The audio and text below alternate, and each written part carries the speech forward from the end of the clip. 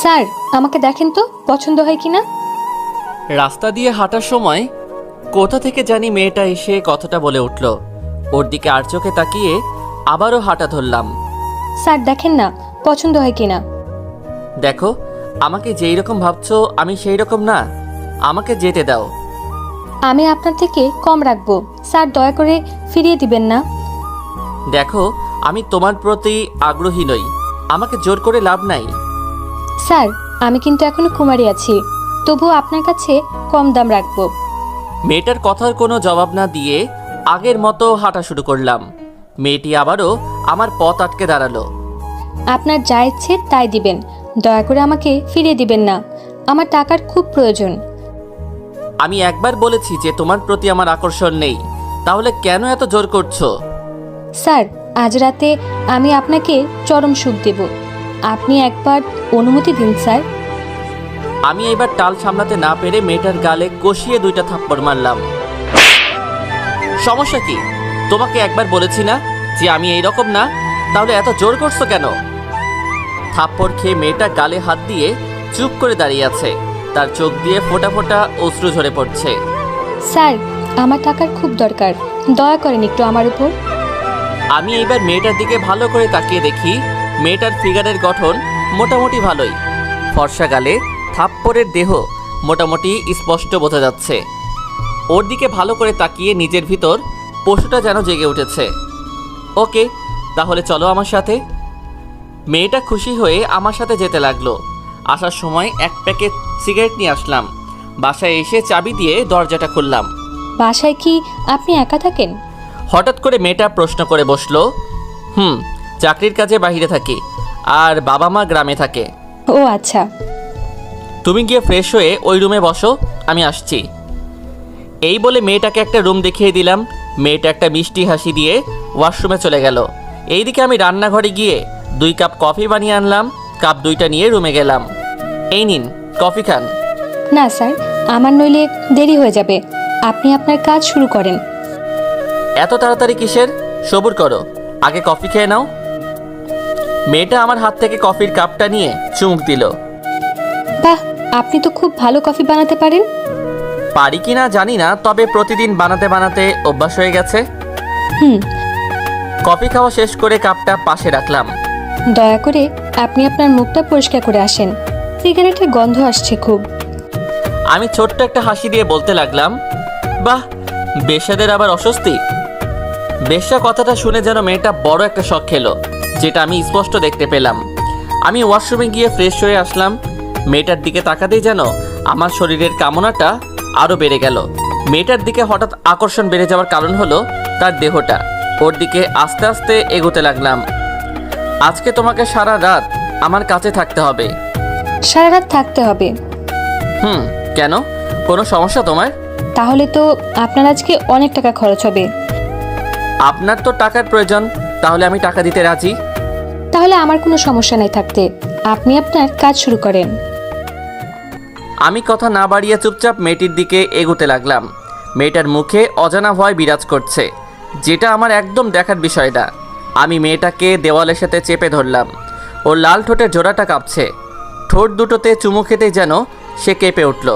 আমার প্রতিটা স্পর্শে সে সাড়া দিচ্ছে, কিন্তু তাও আবার জোর করে দিচ্ছে, যেটা আমি বুঝতে পারছি। সেই দিকে আমি লক্ষ্য না করে কামনায় ব্যস্ত হয়ে গেলাম। ধীরে ধীরে মেয়েটার নাভিতে স্পর্শ করতেই যেন ওর গায়ে শিহরণ দিয়ে উঠল। আমাকে বাধা দিতে গিয়ে পারল না, কারণ টাকার কাছে সে বন্দী। আমি ওকে ধীরে ধীরে বিবস্ত্র করে দিলাম। ধীরে ধীরে আমিও যেন মাতাল হয়ে যাচ্ছি। ঝাঁপিয়ে পড়লাম নিরীহ বেশ্যা মেয়েটার উপর। এইদিকে মেয়েটা ব্যথায় কাতরাচ্ছে, আমি সেই দিকেও খেয়াল না করে পশু হয়ে উঠলাম। মেয়েটা কুমারী থাকায় অনেক ব্লিডিং হয়েছে। নিজের কাজ শেষ করে ফ্রেশ হয়ে আসলাম। মেয়েটা তখনও বিছানায় ব্যথায় ছটফট করছে। মেয়েটাকে ফ্রেশ হতে সাহায্য করলাম। জানি মেয়েটার অনেক কষ্ট হয়েছে। আমি আরও এখন বিছানায় বসে আছি। মেয়েটা ধীরে ধীরে স্বাভাবিক হতে লাগলো। কেমন বোধ করছো এখন? এই তো ভালো বোধ করছি। আপনার সাথে মেলামেশা করলাম, অথচ আপনার নাম পরিচয়টা জানলাম না।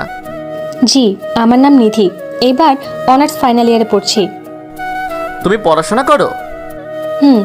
আপনি হয়তো ভাবছেন যে বেশ্যা হয়ে পড়াশোনা করছি কিভাবে। ঠিক তাই। তা আপনার পরিচয় তো কিছুই জানলাম না। আমার নাম ইমন, শুধু এতটুকু জেনে রাখো। আর কোনো পরিচয় নেই আপনার? বাকিটুকু পরে না হয় জেনে নিও।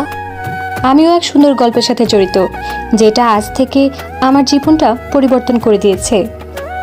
জানতে পারি কি সেই গল্পটা আমি? আজ না, আরেকদিন যদি নিয়ে আসেন তাহলে ঠিকই বলবো। আজ খুব ক্লান্ত আমি। আচ্ছা, সেটা তোমার ইচ্ছা, তবে আজ থেকে প্রতিদিন তুমি আমার কাছে আসবে, অন্য কারো কাছে যাবে না। যদি না যাই তাহলে টাকা পাবো কোথা থেকে? আমি তোমাকে মোটা টাকা দিব, তাই বলছি যাবেন না। ওকে, আমি কারো কাছে যাব না। আজ যেইখানে আমার সাথে দেখা হয়েছিল কাল ঠিক সেইখানে থাকবে, আমি তোমাকে নিয়ে আসবো। আচ্ছা ঠিক আছে। তুমি বসো, আমি আরেক কাপ কফি নিয়ে আসছি। আচ্ছা। আমি চলে এলাম কফি বানাতে। কফির কাপ নিয়ে রুমে ঢুকে দেখি নিধি কার সাথে যেন কথা বলছে, আর আমাকে দেখে কলটা কেটে দিয়েছে। এই নাও তোমার কফি। ধন্যবাদ। আচ্ছা, আপনি কি একা থাকেন? একাই থাকি। কেন? আপনি আপনার ঘরের যা অবস্থা করে রেখেছেন, এটা কি মানুষ করে? নিধি কথা শুনে কিছুটা লজ্জা পেলাম। আসলে সারাটা দিন অফিসে থাকি তো, তাই সহজে গুছানো হয় না। আচ্ছা, এখন বিছানা থেকে নামুন। কেন, কি হয়েছে? আরে বাবা, নামতে বলেছি, নামুন। এত কথা বলছেন কেন? আমি বিছানা থেকে নেমে দাঁড়ালাম। নিধি আমার পুরোটা রুম সুন্দর করে গুছিয়ে দিল। এই কি, তুমি এই কাজ করছো কেন? আজ করেছি, কাল আপনি করবেন। আমি আজ দেখিয়ে দিলাম। ও আচ্ছা। নিধির সাথে কিছুক্ষণ গল্প করে ঘুমিয়ে পড়লাম। ভোর রাতে অনুভব করলাম যে কেউ একজন আমাকে ধাক্কাচ্ছে। ঘুম ঘুম চোখে তাকিয়ে দেখি যে নিধি দাঁড়িয়ে আছে। কি হয়েছে তোমার? ঘুম থেকে উঠুন আর আমাকে আমার পাওনাটা দিয়ে দিন। এই যে নাও তোমার টাকা। নিধি টাকা নিয়ে আর দাঁড়ালো না, সোজা চলে গেল। আমি আবার ঘুমিয়ে পড়লাম। সকালে উঠে ফ্রেশ হয়ে নাস্তা করে নিলাম। নাস্তা করে অফিসে চলে আসলাম। অফিসের কাজ করতে করতে সন্ধ্যা হয়ে গেছে, তাই কাজটা শেষ করে গাড়ি নিয়ে চলে আসলাম সেই জায়গায় যেখানে আমি নিধিকে আসতে বলেছি। ধুর, অনেকক্ষণ হয়ে গেল কিন্তু এখনও আসছে না। ধীরে ধীরে মেজাজটা আরও বেড়ে গেল। গাড়িতে ঢুকে গাড়িটা স্টার্ট দিলাম। হয়তো আজকে নিধি আসবে না, নয়তো আমার কথা ভুলে গেছে। গাড়ি কিছুটা সামনে এগোতেই পিছনে কেউ জানি ডাক দিয়ে উঠলো আমার নাম ধরে। গাড়িটা ব্রেক ধরে নেমে দেখি নিধি আমার দিকে আসছে। কি হলো, তোমার এত দেরি হলো কেন? বাসায় কাজ করছিলাম, তাই দেরি হয়ে গেছে। ওকে, গাড়িতে বসো তাহলে। বসছি। নিধি গাড়িতে বসলো, আমি ড্রাইভ করতে লাগলাম আর সিগারেট খাচ্ছি। আচ্ছা, আপনার এটা না খেলে হয় না? সিগারেটের কথা বলছো? ওইটার কথা বলছি। ইচ্ছে করলে ছাড়া যায়, কিন্তু ইচ্ছে করেই ছাড়ি না। আজ থেকে আর আপনি সিগারেট খাবেন না। আপনার কথা হবে নাকি? আমার কথাই হবে। আপনি আর সিগারেট খাবেন না, এটা খুব খারাপ শরীরের জন্য। আচ্ছা, চেষ্টা করব ছেড়ে দেওয়ার। হাতের সিগারেটটা ফেলে দিন। দিচ্ছি। এই বলে হাত থেকে সিগারেটটা ফেলে দিলাম। এই তো গুড। আর যাতে না দেখি এগুলো খাচ্ছেন। আমি কিছু না বলে নিধির দিকে তাকিয়ে আছি। এই, রাস্তায় তাকান, না হলে অ্যাক্সিডেন্ট হবে। নিধির কথায় রাস্তায় মন দিলাম। তাকিয়ে তাকিয়ে কি দেখছেন? তোমাকে দেখছি, অপরূপ লাগছে তোমাকে। আমি তো আমার সব কিছু আপনাকে দিয়েছি। কিন্তু একটা জিনিস দেননি। কি দেই নাই আমি? না হয় পরেই বলবো। আচ্ছা। কথা বলতে বলতে দুজনে বাসায় চলে আসলাম। তুমি গিয়ে ফ্রেশ হয়ে আসো। আপনিও হয়ে আসুন। আসছি আমি চলে আসলাম ফ্রেশ হওয়ার জন্যে। ফ্রেশ হয়ে এসে কফি বানালাম। কফির কাপটা নিয়ে নিধির কাছে গেলাম। এই নাও, কফি খাও। আপনি এত কফি কিভাবে খেতে পারেন? কাপটা হাতে নিয়ে বলল, বাসায় একা থাকি তো, যখন ইচ্ছে বানিয়ে খাই, তাই অভ্যাস হয়ে গেছে। কফি খাওয়া শেষ করলাম দুজনে। নিন, এইবার আপনি আপনার কাজ শুরু করেন। কাজ শুরু করা যাবে, আগে তুমি কেন এই লাইনে এসেছো তার গল্পটা শোনাও আমাকে। আচ্ছা, সেটা না হয় কাজের পর শোনাবো। আপনি আগে কাজ শুরু করেন। আগে তুমি গল্পটা বলো। গল্প শুনেছি আপনাকে ভালো করে। এই বলে নিধি তার ঠোঁট দিয়ে আমার ঠোঁট দুইটা তার দখলে নিয়ে যায়। নিজেকে সামলাতে না পেরে সাড়া দিতে লাগলাম আমি ওর প্রতিটা স্পর্শে। নিধিকে যখনই স্পর্শ করি ততবারই সে কেঁপে কেঁপে উঠছে, যেন অজানা শিহরণ বয়ে যাচ্ছে আমার শরীরে। আমি নিজের কাজে ব্যস্ত। এক পর্যায়ে নিধিকে বিবস্ত্র করে নিজের চাহিদাটা মেটাতে লাগলাম। মেয়েটি জবাই করা মুরগির মতো ছটফট করছে। হঠাৎ নিধি কোনো সাড়া দিচ্ছে না। তাকিয়ে দেখি ও অজ্ঞান হয়ে গেছে। নিজের চাহিদা কাজটা রেখে পানি ছিটিয়ে দিলাম ওর মুখে। নিধি চোখ মেলে তাকালো। ঠিক আছো তুমি? কিছুটা। ওকে, তুমি রেস্ট নাও, তোমাকে আর বিরক্ত করব না। না না, আপনি আপনার কাজ করে যান, আমি সহ্য করে থাকতে পারবো। তুমি একটু অপেক্ষা করো, আমি কফি নিয়ে আসছি। আচ্ছা। আমি আবার কফি বানাতে গেলাম। কফিটা বানিয়ে ওর হাতে কাপটা দিলাম। দুজনে পাশাপাশি বসে আছি। ও কাপে চুমুক দিচ্ছে আর কথা বলে যাচ্ছে। এমন সময় ওর কল আসলো। ও আমার কলটা ধরতে বিব্রত হচ্ছে, সেটা আমি বুঝতে পেরেছি। তুমি কলটা ধরো আর স্পিকার অন করে কথা বলো।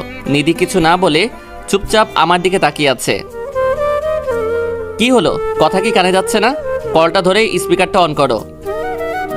মেয়েটা অনিচ্ছা সত্ত্বেও আমার জোরাজোরিতে বাধ্য হয়ে রিসিভ করলো কলটা।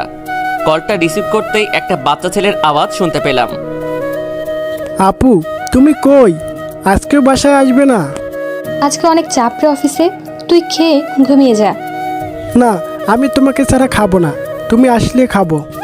তুই এখনো কিছু খাস নাই? না, তুমি না আসলে আমি খাবো না। একটু বোঝার চেষ্টা কর ভাই, আমি কাজে আছি, ফিরতে ফিরতে সকাল হয়ে যাবে। আমি তোমার সাথে আর কথা বলবো না, তুমি মায়ের সাথে কথা বলো।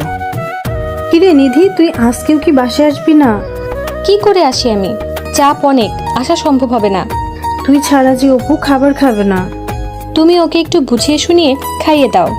চেষ্টা করেছি অনেক, কিন্তু পারছি না। তুমি ওকে মোবাইলটা আবার দাও। বলো আপু। লক্ষ্মী ভাই আমার, আজকে খেয়ে নে, কাল আমি থাকবো তোর সাথে, আর তোর জন্য অনেক চকলেট কিনে আনবো। আচ্ছা, আজকের মতো খাচ্ছি, আর খাবো না। খেয়ে চুপ করে ঘুমিয়ে যা। আচ্ছা আপু, মায়ের সাথে কথা বলো। কিরে, কিছু বলবি? তুই কি কিছু খেয়েছিস? খেয়েছি আমি, তোমরা খেয়ে ঘুমিয়ে যাও। আচ্ছা, সকালে তাড়াতাড়ি চলে আসিস। আচ্ছা, আসবো। নিধি কল কেটে দিল। পাশে বসে থাকা আমি পাথর হয়ে বসে রইলাম। খেয়াল করলাম ওর চোখের কোণে পানি। রাতে খাবার খেয়েছো? খেয়েছি। আমার দিকে তাকাও। নিধি আমার দিকে একবার তাকিয়ে চোখ নামিয়ে ফেলল। তোমার চেহারায় বলে দিচ্ছে তুমি কিছু খাওনি, তাহলে মিথ্যে বলেছো কেন? নিধি চুপ করে রইল। 1 মিনিট অপেক্ষা করো, আমি আসছি। কই যাবেন আপনি? একটু আসছি, তুমি বসো। এই বলে আমি রান্নাঘরে এসে কিছু খাবার বেড়ে নিলাম নিধির জন্য। খাবারটা নিয়ে রুমে গেলাম। আমার হাতে খাবার দেখে নিধি কিছুটা অবাক হলো। অবাক হওয়ার কিছুই নেই, তোমার জন্য খাবার এনেছি। আমার খিদে নেই, আমি খাবো না। একদম চুপ, আর একটা কথা বলবা না। নিধি ধমক খেয়ে চুপ করে বসে রইল। নাও, হা করো, আমি ওকে খাইয়ে দিব। এটা দেখে ও চমকে গেল। আপনি খাইয়ে দিবেন? আমি খাইয়ে দিব। সমস্যা আছে তোমার? নিধি মাথা নাড়িয়ে না বলল। তাহলে হা করো, আমি খাইয়ে দেই। নিধি হা করলো। আমি তাকে খাবারগুলো খাইয়ে দিতে লাগলাম। নিধি খাচ্ছে আর আমার দিকে তাকিয়ে আছে। এইভাবে কি দেখছো? আপনাকে দেখছি। কেন, আমাকে আগে দেখো নাই? দেখেছি, বাট এই রূপে আগে দেখি নাই। আচ্ছা, কথা না বলে চুপচাপ খেয়ে নাও। নিধিকে খাইয়ে বাকি খাবারগুলো রেখে আসলাম। এইবার বলো, তুমি কেন এই পথে নেমেছো? এই প্রশ্ন করার পর নিধি কিছুটা কষ্ট পেলাম, সেটা আমি বুঝতে পেরেছি স্পষ্ট। কি হলো, বলবা না? শুনতে চান আমার গল্প? তাহলে শুনুন। আমার জীবনে কোনো অভাব ছিল না, ভাবিনি কোনোদিন শরীর নিয়ে ব্যবসা করব। আমার বাবার অঢেল সম্পত্তি ছিল। বাবা মারা যাওয়ার পর থেকে চাচারা সব কেড়ে নিয়ে আমাকে আর আমার ভাই আর আমার মাকে রাস্তায় বের করে দেয়। ইদানিং আমার ভাই কঠিন অসুখে ব্যস্ত, তার চিকিৎসার জন্য অনেক টাকা প্রয়োজন। মায়ের সামর্থ্য নেই টাকার জোগাড় করার, তাই বাধ্য হয়ে ভাইয়ের জন্য এই পেশাটা গ্রহণ করলাম। নিধি এগুলো বলছে আর কাঁদছে। কেন জানি না, আজ ওর কথা শুনে আমার কাছেও খারাপ লাগছে। আমি ওর চোখের পানি মুছে দিলাম। আজ থেকে তোমার ভাইয়ের চিকিৎসার ব্যবস্থা আমি করে দিব, দায়িত্ব নিলাম আমি। নিধি আমার দিকে হা করে তাকিয়ে আছে। আমি ভেবে বলছি, আমি নিলাম তোমার ভাইয়ের দায়িত্ব। নিধির চোখ দুইটা কৃতজ্ঞতায় সজল হয়ে উঠল। সে হঠাৎ আমাকে জড়িয়ে ধরল আর কাঁদছে। আপনি আমার জন্য এত কিছু করবেন? এত কিছুই কই হলো, এইবার আমাকে ছেড়ে দাও। নিধি আমাকে ছেড়ে দিল। কাল থেকে তুমি আর এইসব কাজে আসবে না, আর বাসায় নিজের পরিবারকে সময় দিবা। আপনার কাছে না আসলে তো টাকা দিবেন না। তোমাকে আমি টাকা দিব, তাই তোমার আশা লাগবে না। আর নিজের পড়াশোনাটা চালিয়ে যাও। আচ্ছা। আর আজ থেকে আমাকে তুমি করে বলতে হবে, পারবে না বলতে? পারবো। আচ্ছা, তোমার নাম্বারটা দাও, সময় হলে কল দিব। আচ্ছা, দিব। এইভাবেই নিধির সাথে কিছুক্ষণ কথা বললাম, বলেই দুজনে ঘুমিয়ে পড়লাম। সকাল ভোরে ভোরে আমি ঘুমে থাকতেই নিধি চলে গেল। সকালে উঠে ফ্রেশ হয়ে নাস্তা করে নিধিকে কল দিলাম। হ্যালো, কে বলছেন? আমি ইমন বলছি। বলো। এই, তুমি যাওয়ার সময় আমার কাছ থেকে বলে যাওনি কেন? দেখলাম তুমি ঘুমে, তাই আর ডাকি নাই। নিজের পাওনাটা নিবে না? ওইটা না হয় আমার ভাইয়ের জন্য জমা থাকুক। ও আচ্ছা। নাস্তা করেছো? করেছি, তুমি করেছো? করেছি। এখন কলেজে যাচ্ছি। ওকে, সাবধানে যেও। তুমিও সাবধানে অফিসে যেও। বাই। Okay, bye. কলটা কেটে দিয়ে অফিসের জন্য রেডি হয়ে অফিসে চলে আসলাম। কাজ করতে করতে দুপুর হয়ে গেছে। এমন সময় নিধির কল আসলো। বলো নিধি। এই, দুপুরে কিছু খেয়েছো? না, পরে খাবো। তুমি খেয়েছো? খেয়েছি। তুমি খাওনি কেন? পরে খাবো, কাজ করছি তাই। ওকে, দ্রুত খেয়ে নিবা। খাবো। আজকে তোমার আর আমার বাসায় আসার প্রয়োজন নেই, তুমি বাসায় থেকো। আচ্ছা, থাকবো। ওকে, বাই। কল কেটে দিয়ে অফিসের কাজে মন দিলাম। কাজটা শেষ করে বাসায় ফিরে আসলাম। রাতের খাবার খেয়ে নিলাম। ঘুমানোর জন্য প্রস্তুতি নিয়ে ঘুমিয়ে পড়লাম। এই কি নিধি, তুমি হঠাৎ বাসায়? তোমাকে ইনভাইট করতে এসেছি। আমাকে ইনভাইট করতে এসেছো? কিসের জন্য? আগামী পরশু আমার বিয়ে, তার ইনভাইট। নিধির কথা শুনে যেন আকাশ থেকে পড়লাম। আমিও যে নিধিকে মনে মনে অনেকটাই ভালোবাসি, হয়তো প্রকাশ করা হয়নি, তাই বলে নিধি বিয়ে করবে? এসব কি বলছো তুমি? তোমার বিয়ে মানে? আমার বিয়ে মানে আমার বিয়ে। তাহলে আমার কি হবে? তোমার কি হবে মানে? আমিও যে তোমাকে খুব ভালোবাসি। কি? তুমি আমাকে ভালোবাসো? অনেক ভালোবাসি তোমাকে। তোমাকে ছাড়া থাকা যে অসম্ভব। তাহলে সেটা প্রকাশ করলে না কেন? তোমাকে হারানোর ভয়ে, যদি তোমাকে হারিয়ে ফেলি তাই। এখন তো আমাকে হারিয়ে ফেলেছো, কয়দিন পর আমি আরেকজনের বউ হব। না প্লিজ নিধি, এমনটা করো না। আমি যে অসহায় হয়ে যাব। নিধি কিছু না বলে হাঁটতে লাগলো। আমি ওকে পিছন থেকে ডাকছি, নিধি দাঁড়াও, প্লিজ দাঁড়াও। হঠাৎ ঘুমটা ভেঙে গেল আমার। পুরো শরীর দিয়ে আমার ঘাম বের হচ্ছে। তাহলে কি এটা স্বপ্ন দেখলাম? কিন্তু নিধিকে নিয়ে দেখলাম কেন? বুকটা এখনো ধপাস ধপাস করছে। ঢকঢক করে এক গ্লাস পানি খেয়ে নিলাম, তাও যেন কেউ বুকের ভিতর হাতুড়ি দিয়ে পিটাচ্ছে। আচ্ছা, আমি নিধিকে নিয়ে এই স্বপ্ন দেখলাম কেন? এই 2 দিনে মেয়েটার প্রতি মায়া জন্মে গেছে, তাই বলে এই স্বপ্ন দেখবো আমি? নিধিকে একটা কল দিব? না থাক, হয়তো এখনো ঘুমিয়ে আছে, তাই আর কল দিলাম না। হঠাৎ মোবাইলে যেন কেউ কল দিয়ে বসলো। তাকিয়ে দেখি নিধির কল। কী ব্যাপার নিধি, এই সময় কল দিল কেন? কোনো সমস্যা হয়নি তো? দ্রুত মোবাইলটা রিসিভ করলাম। এত রাতে কল দিলে যে, কোনো সমস্যা হয়েছে? না, আমার ঘুম আসছে না, তাই কল দিয়েছিলাম। তোমাকে বুঝি বিরক্ত করলাম? না না, কিসের বিরক্ত? তুমি ঘুমাওনি? ঘুমিয়েছিলাম, কিন্তু একটা অদ্ভুত স্বপ্ন দেখছি, তাই ঘুমটা ভেঙে গেল। কি স্বপ্ন দেখেছো? সেটা এখন না, পরে বলবো। তোমার ঘুম আসছে না কেন? জানি না কেন আসছে না, তবে কল কাটার পর আসবে হয়তো। ও তাই? তাহলে ঘুমিয়ে পড়ো, সকালে আমার অফিস আছে। ওকে, গুড নাইট। Good night. কলটা কেটে দিয়ে আমি আবারও হারিয়ে গেলাম ঘুমের রাজ্যে। সকালে ঘুম থেকে উঠে ফ্রেশ হয়ে নিলাম। নাস্তা করার পর দেখি নিধি কল দিয়েছে। কলটা রিসিভ করলাম। বলো। এই, তুমি কি বেরিয়েছো? না, এই তো এখন বের হব। আচ্ছা, তুমি বের হও। কেন, কি হয়েছে? কিছু না, তুমি বের হও। এই বলে নিধি কল কেটে দিল। আমি রেডি হয়ে নিচে আসলাম। নিচে এসে দেখি নিধি দাঁড়িয়ে আছে। আরে তুমি, তাও এই সময়?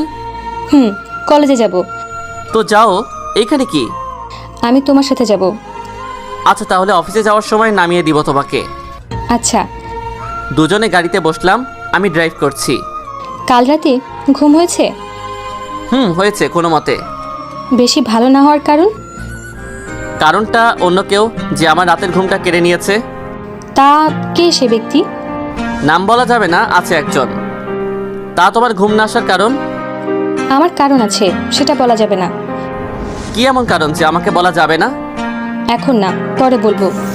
আচ্ছা, হঠাৎ আমার সাথে কলেজে যাবার কারণ?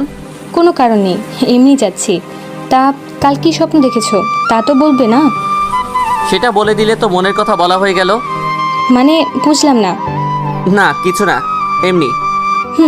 এখন গাড়ি চালান। আমি কথা না বলে ড্রাইভ করতে লাগলাম। নিধিকে কলেজে নামিয়ে দিয়ে আমি চলে আসলাম অফিসে। আজ অফিসে কাজ কম, তাই বসে বসে রেস্ট নিচ্ছি। হঠাৎ দেখি নিধি আমার ক্যাবিনে ঢুকলো। ওর দিকে তাকিয়ে আছি হা করে। আরে নিধি, তুমি এইখানে? আমার অফিস চিনলে কেমনে? আর এইখানে এসেছো কেন? আরে স্যার, কি বলছেন? আমি ফারিহা, নিধি না। ফারিয়ার কথায় ঘোরটা কেটে গেল। তাকিয়ে দেখি ফারিয়ার সামনে দাঁড়িয়ে আছে।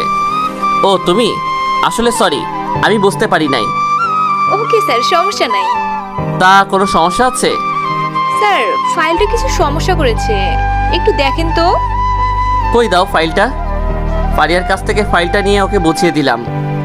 ওকে স্যার, তাহলে আমি যাই। ওকে যাও। আচ্ছা, আমি ফারিয়াকে নিধি মনে করলাম কেন? সব জায়গায় কেন যেন আমি নিধিকে দেখতে পাই। অফিসের কাজ শেষ করে বাসায় ফিরে নিজের জন্য কিছু রান্না করলাম। এমন সময় নিধির কল আসলো। এ কি করো? কি আর করব, রান্না করছি। রান্না করতে বুঝি কষ্ট হয়? কেন, তুমি করো নাই কোনোদিন? না, মা সবসময় রান্না করে, তাই আমার করার প্রয়োজন নেই। আমার তো মা নেই এইখানে, তাই আমি নিজে রান্না করছি। ওকে, তাহলে খাওয়ার পর কল দিও আমাকে। ওকে দিব। কলটা কেটে দিয়ে খাবারটা খেয়ে শুয়ে রইলাম আর পাশাপাশি মোবাইল টিপছি। আবার নিধি কল দিল। বলো। তোমার কি খাওয়া এখনো হয়নি? হয়েছে, আর এখন মোবাইল টিপছি। আমাকে কল দেওয়ার কথা কি মনে ছিল না? ও, একদম ভুলে গেছি, সরি। ভুলে তো যাবেই। আচ্ছা শোনো না, বলো। আপু আর মা তোমাকে দেখতে চায়। তা কিভাবে দেখা করব?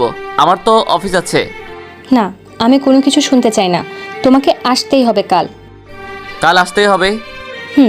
আমি কাল কলেজে যাব না, আর তুমি কাল আমাদের বাসায় আসবে। আমি তো ঠিকানা জানি না। আমি মেসেজ করে পাঠিয়ে দেব তোমাকে।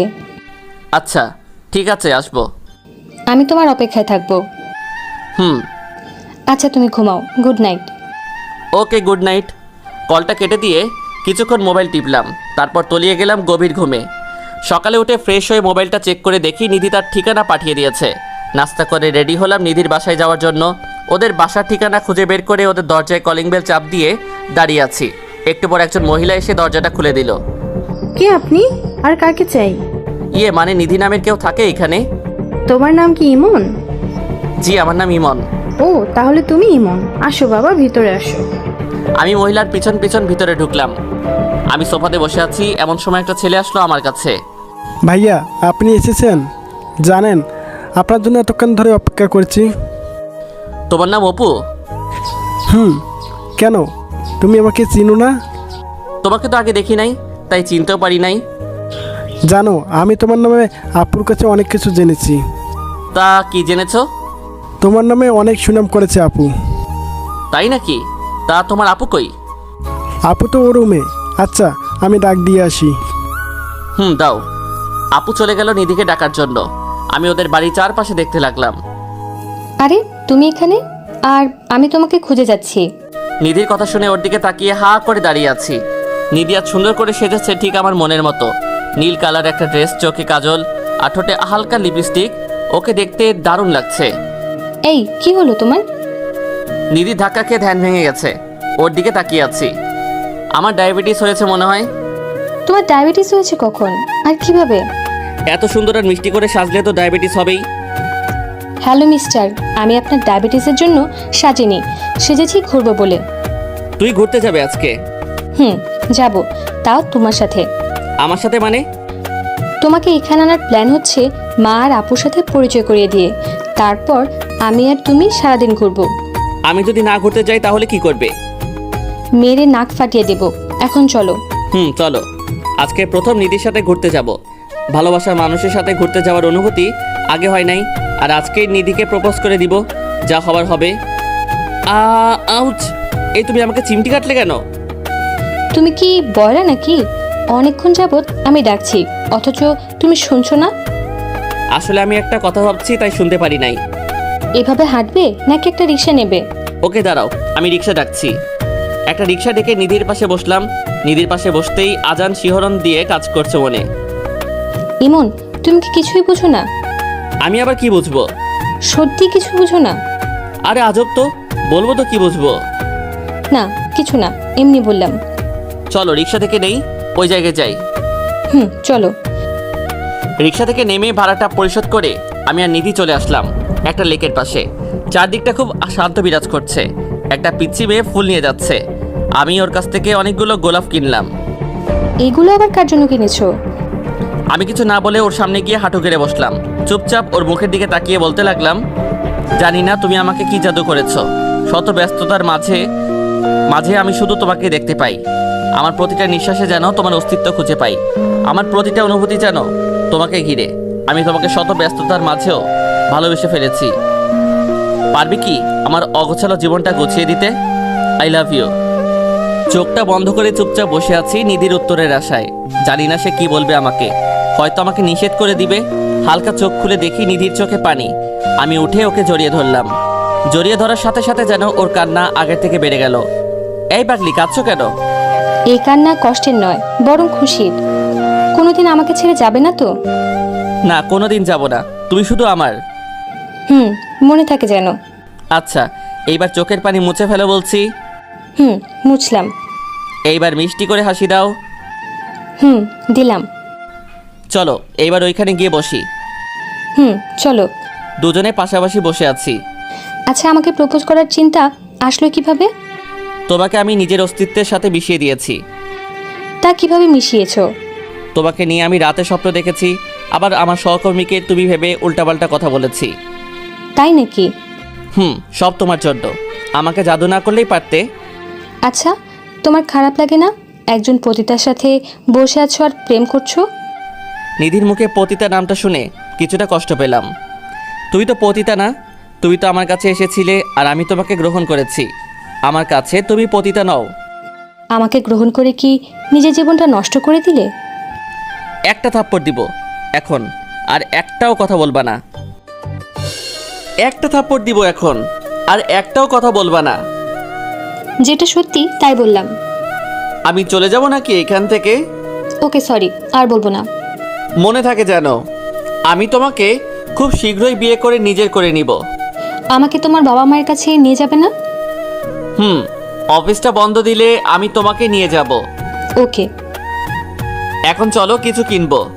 কি কিনবে এখন? আগে চলো, তারপর দেখবে কি কিনি। ওকে, চলো। নিধিকে নিয়ে একটা মার্কেটে গেলাম। মেয়েদের শপে ঢুকতেই নিধি হাত ধরে ফেললো। কি হলো, হাত ধরলে কেন? এটা তো মেয়েদের পণ্যের দোকান, এখানে তুমি কি করবে? ভিতরে চলো, কাজ আছে। নিধি আর আমি ভিতরে ঢুকে শাড়ি দেখতে লাগলাম। নিধি অবাক চোখে আমার দিকে তাকাচ্ছে আর আমার সাথে হাঁটছে। দুইটা শাড়ি কিনলাম আর ছোটদের জামা আর প্যান্ট কিনলাম। আচ্ছা, এগুলো কিসের জন্য কিনেছো? আর এগুলো তো মেয়েদের কাপড়। আমি তো মেয়েদের গুলাই কিনলাম একজনকে দিব বলে। কাকে দিবে এগুলো? সেটা না হয় পরেই বলবো। ওকে, আজকে আর ঘুরবো না, এখন বাসায় যাব। ওকে চলো, তোমাকে এগিয়ে দিয়ে আসি। চলো। নিধিকে পাশের সিটে বসিয়ে ড্রাইভ করে ওদের বাসার সামনে নিয়ে এলাম। এই নাও, এইগুলো তোমাদের জন্য। কি, এগুলো আমার জন্য? একটা শাড়ি তোমার মায়ের জন্য, আর একটা তোমার জন্য। জামা আর প্যান্টগুলো অপুর জন্য। কি দরকার ছিল আমার জন্য এগুলো কেনার? চুপচাপ এইগুলো নাও, আমাকে আবার যেতে হবে। সাবধানে যেও। ওকে, বাই। নিধিকে বিদায় দিয়ে বাসায় চলে আসলাম। বাসায় আসতে আসতে বিকেল হয়ে গেছে। পরের দিন সকালে নাস্তা করে অফিসে যাওয়ার জন্য রেডি হচ্ছি। এমন সময় নিধি কল দিল। বলো। এই, তুমি অফিসে যাওয়ার সময় আমাদের এদিক দিয়ে আসবা। কেন? তোমার সাথে কলেজে যাব, তাই এদিকে আইসো। ওইখান দিয়ে তো আমার অনেক দূর হয়ে যাবে তাহলে। হলে হোক, তোমাকে আসতেই হবে। ওকে, আমি গাড়ি নিয়ে তোমাদের ওইখান দিয়ে আসছি। ওকে, তাড়াতাড়ি আইসো, আমিও অপেক্ষা করছি। আসছি। কলটা কেটে দিয়ে তাড়াতাড়ি রেডি হয়ে নিলাম। গাড়ি নিয়ে দ্রুত চলে আসলাম নিধির বাসার সামনে। গিয়ে দেখি নিধি রাস্তায় দাঁড়িয়ে আছে। আমি ওর সামনে গাড়িটা দাঁড় করালাম। উঠে পড়ো তাড়াতাড়ি। নিধি আমার পাশে বসলো। আমি ড্রাইভ শুরু করলাম। হঠাৎ আমাকে এইখান দিয়ে আসতে বলেছো কেন? আমি প্রতিদিন তোমার ওইখানে যেতে পারবো না, তাই তোমাকে এখানে আসতে বলছি। এইখানে আসলে আমার আরও দেরি হয়ে যায়। হলে হোক, তবুও তুমি আসবে। আসবো। জানো, কাল তোমার দেওয়ার জিনিসগুলো পেয়ে ওরা অনেক খুশি হয়েছে। তাই নাকি? তা তুমি খুশি হওনি? আমিও অনেক। তোমার কলেজে এসে গেছে, এখন নামো। সাবধানে যেও, বাই। Okay by. অফিসে এসে কাজ করতে লাগলাম। এমন সময় বসের থেকে খবর আসলো যে পারিপার্শ্বিক কিছু কাজের জন্য অফিস নাকি কয়েকদিন বন্ধ। অফিসের কাজ শেষ করে বাসায় ফিরে রান্না করছি, এমন সময় মা কল দিল। হ্যাঁ মা, বলো। কি রে বাবা, কেমন আছিস? এই তো ভালো। তুমি আর বাবা কেমন আছো? এই তো ভালো। তা আমাদের তো ভুলেই গেছিস। ধুর, কি যে বলো না, তোমাদের কি ভোলা যায়? সেই কবে যে মায়ের সাথে দেখা করছিলি, এরপর তো আর দেখা করলি না। মা তুমি জানো ব্যস্ত থাকি খুব, তাই আসতে পারি না। তবে অফিস বন্ধ দিয়েছে। তাহলে গ্রাম থেকে ঘুরে আয়। না মা, মাত্র কয়েকদিন বন্ধ, আসাটা ঠিক হবে না। আমি কিছুই শুনতে চাই না, তুই কাল সকালে বাসে উঠবি, ব্যাস। ওকে, দেখি। না, কোনো দেখা দেখি নাই, তুই কাল আমার কাছে আসবি। আচ্ছা, আসবো। তা অফিস থেকে মনে হয় মাত্র ফিরেছিস, তাই না? এখন আসলাম। কিছু খেয়েছিস? না, এখন খাবো, রান্না প্রায় শেষ। ওকে, খেয়ে নে, পরে কথা বলবো। ওকে, আল্লাহ হাফেজ। কল কেটে দিয়ে কিছু খাবার খেলাম। খাওয়ার পর নিধির কল আসলো। বলো। কিছু বলবো না, শুধু শুনবো এখন। কি শুনবা? তুমি যা বলবে তাই শুনবো। কাল আমার সাথে যেতে পারবে? কোথায় যাব? কাল আমি গ্রামে যাব, আমার সাথে যেতে পারবে? যাব। তুমি কখন যাবে? যাব সকালে। তুমি আন্টিকে রাজি করাতে পারবে? আরে, আমি মাকে বললে মা আর না করবে না। ওকে, তাহলে কাল রেডি থাইকো, আমি তোমাকে নিয়ে যাব। জানো, আমি তোমার কথায় কত খুশি হয়েছি। না, জানি না, বলো কতটা খুশি হইছো?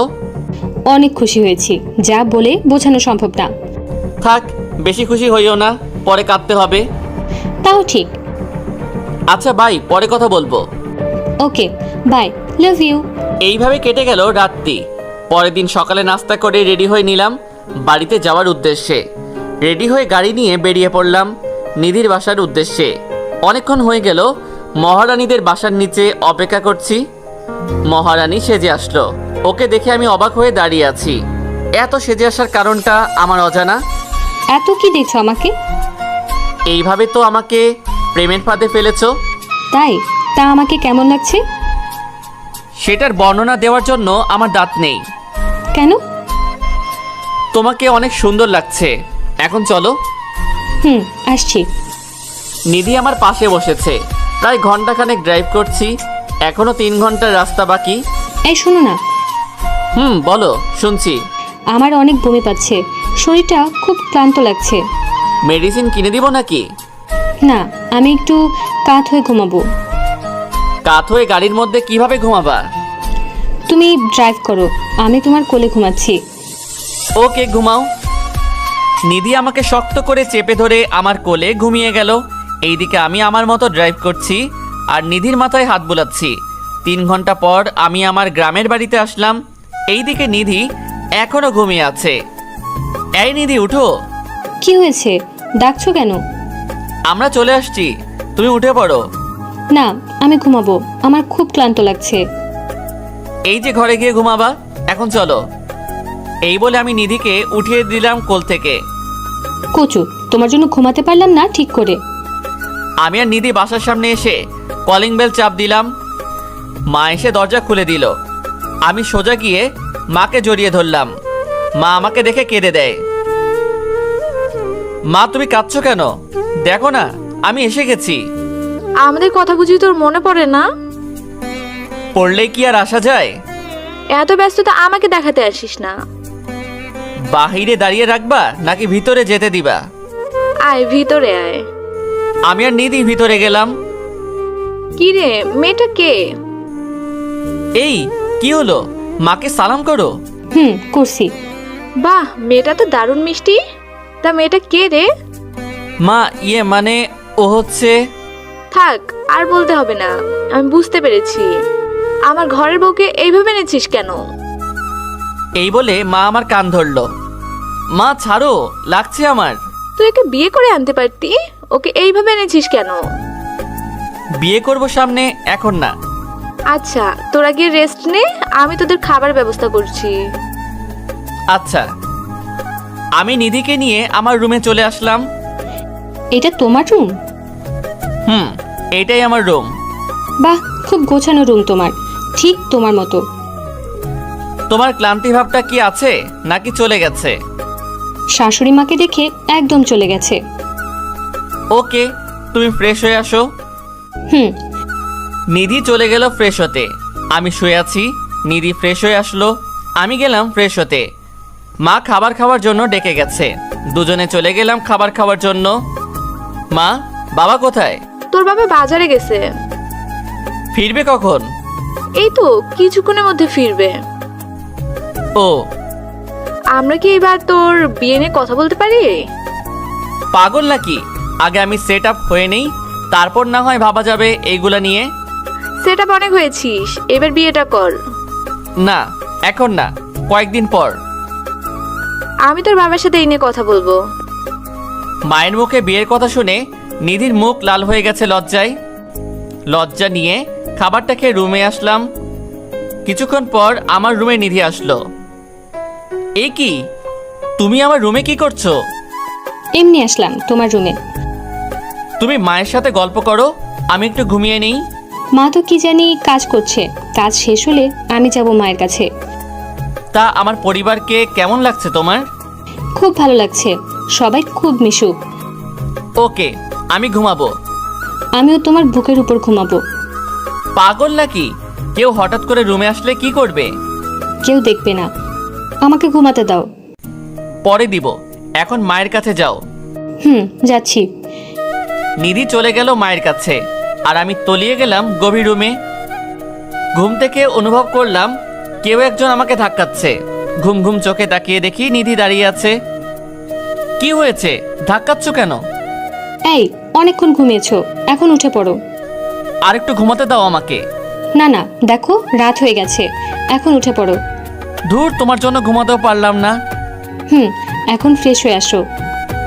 যাচ্ছি। ফ্রেশ হয়ে এসে মায়ের বানানো গরম গরম পিঠা খেলাম। পিঠা খাওয়ার পর ছাদে বসে আছি দোলনায়। এমন সময় পিছন থেকে কেউ কাঁধে হাত রাখলো। পিছনে তাকিয়ে দেখি নিধি দাঁড়িয়ে আছে। দাঁড়িয়ে আছো কেন? বসো এখানে।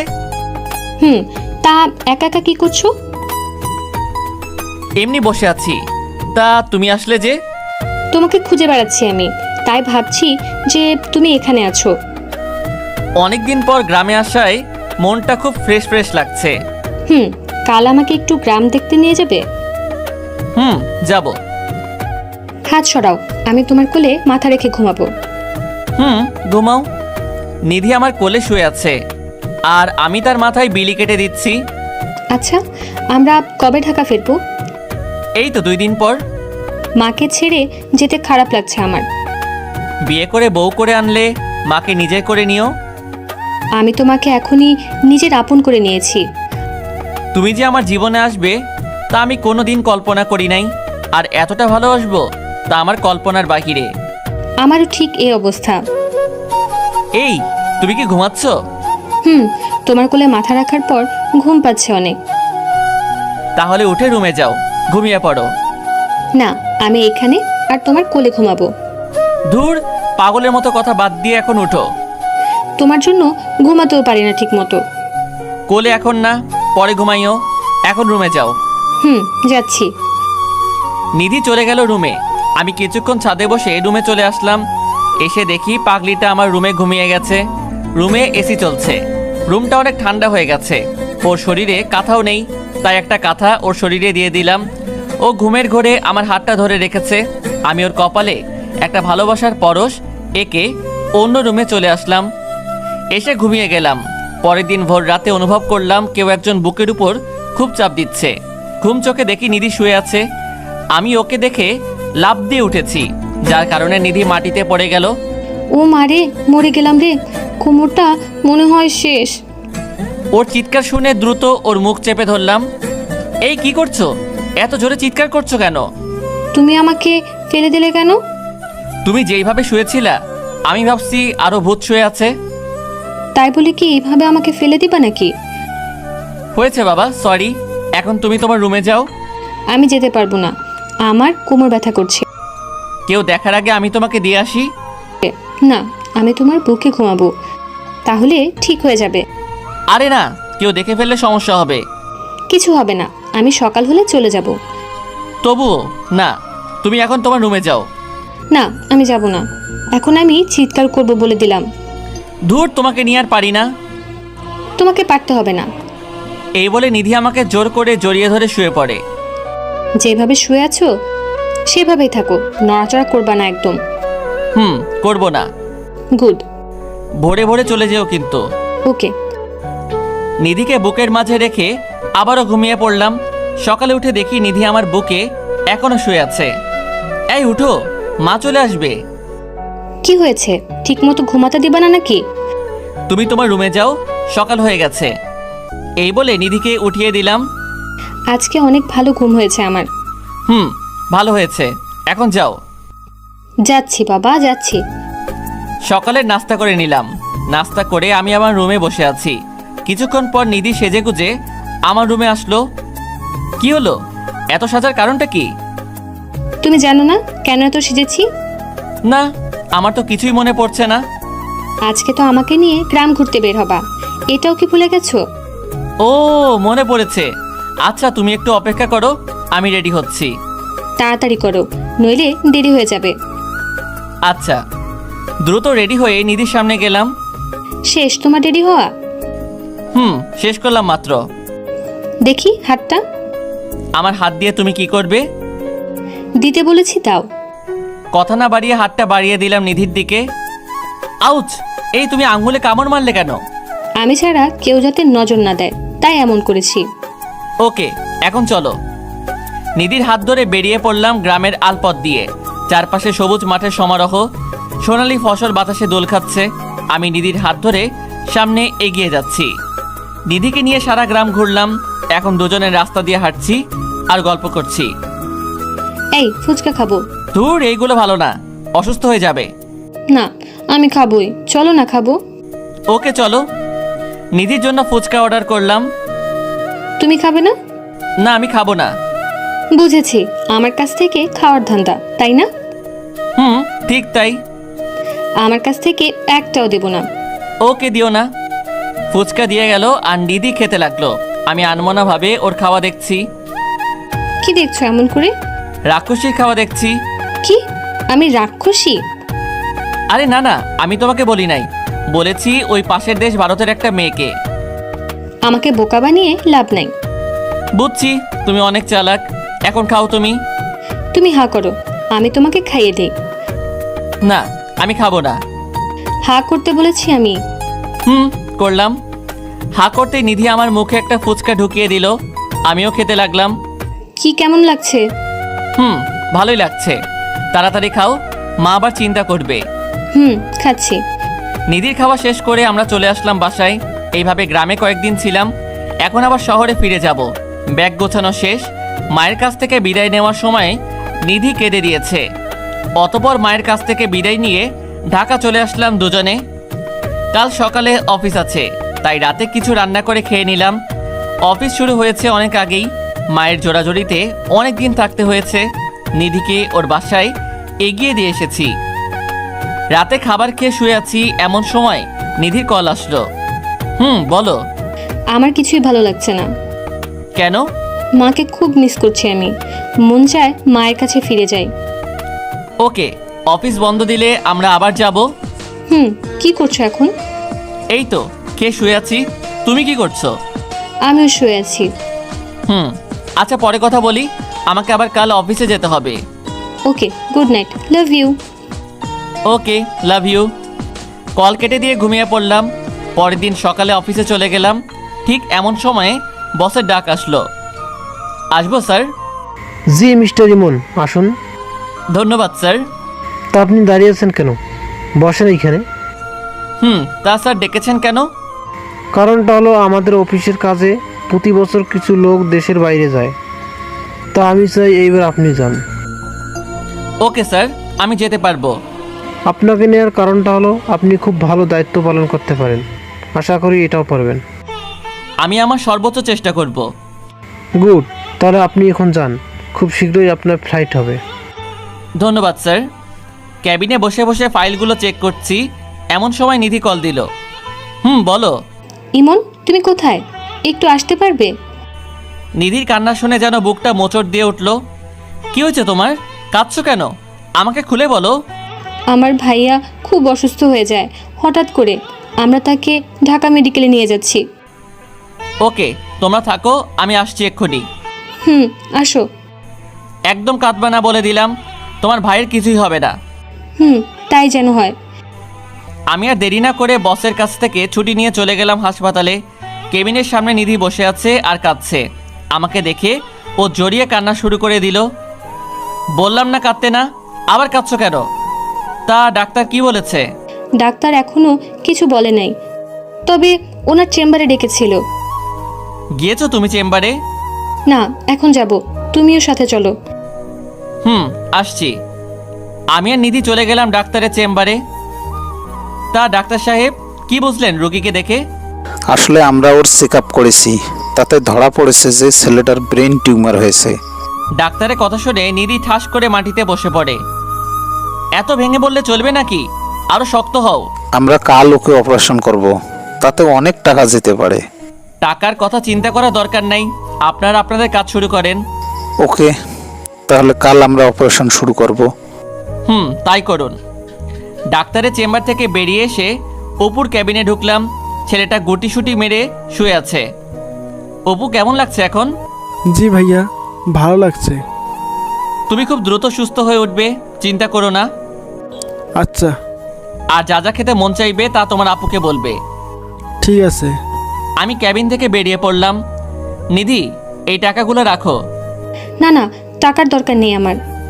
আছে, অপুর হঠাৎ কিছু লাগতে পারে, তাই টাকাগুলো দরকার আছে। না থাক, লাগবে না। নিতে বলেছি তোমাকে। নিধি চুপচাপ আমার কাছ থেকে টাকাগুলো নিল। যা যা লাগবে আমাকে কল করে জানিও, আমি এসে দিয়ে যাব। আর চিন্তা করো না, অপু ঠিক হয়ে যাবে। তাই যেন হয়। আচ্ছা, তোমার মা কোথায়? মা টেনশন করবে বলে ওনাকে আর সাথে নিয়ে আসি নাই। ভালো করেছো, আর ঠিক মতো খাবার খাবে।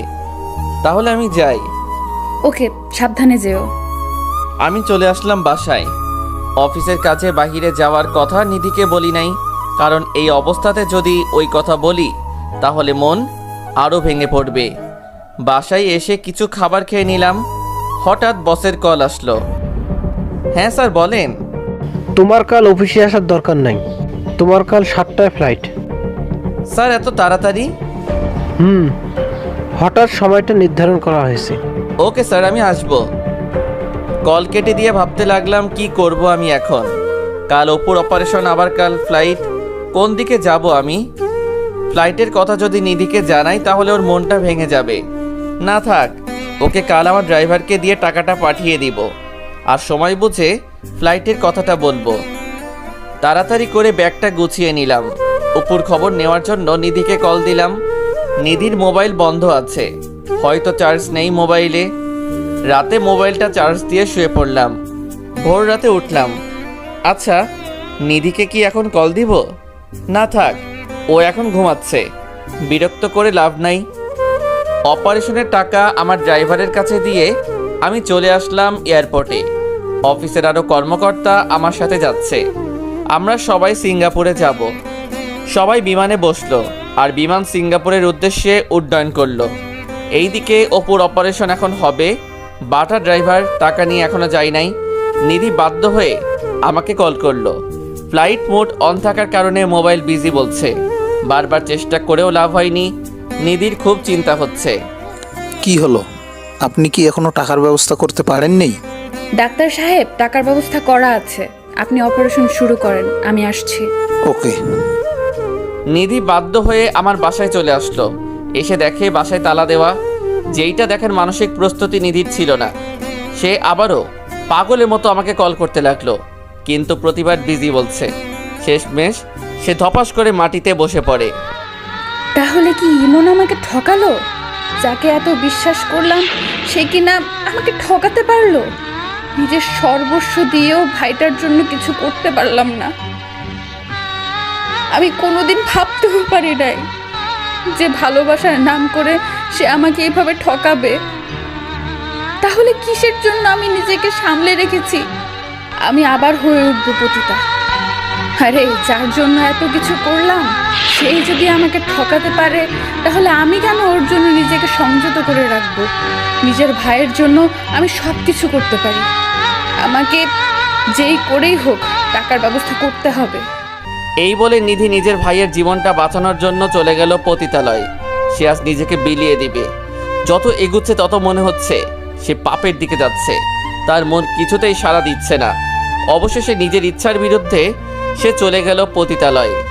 একজন বড়লোক ব্যক্তি নিধিকে টাকার বিনিময়ে পছন্দ করেছে।